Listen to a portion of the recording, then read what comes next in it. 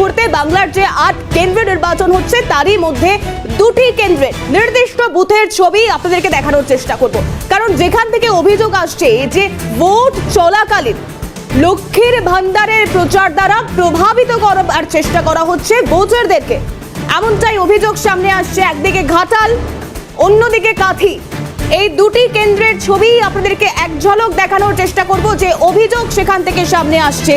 Vote চলাকালীন বুথের বাইরে তৃণমূলের ক্যাম্পে লক্ষ্মীর ভান্ডার। ঘাটাল লোকসভা কেন্দ্রের ঘাটাল পুরসভার 4 নম্বর ওয়ার্ড, যেখানে বুথ নাম্বার 121 ও 122 নম্বর বুথ, আলমগঞ্জ এলাকা, সেখান থেকে।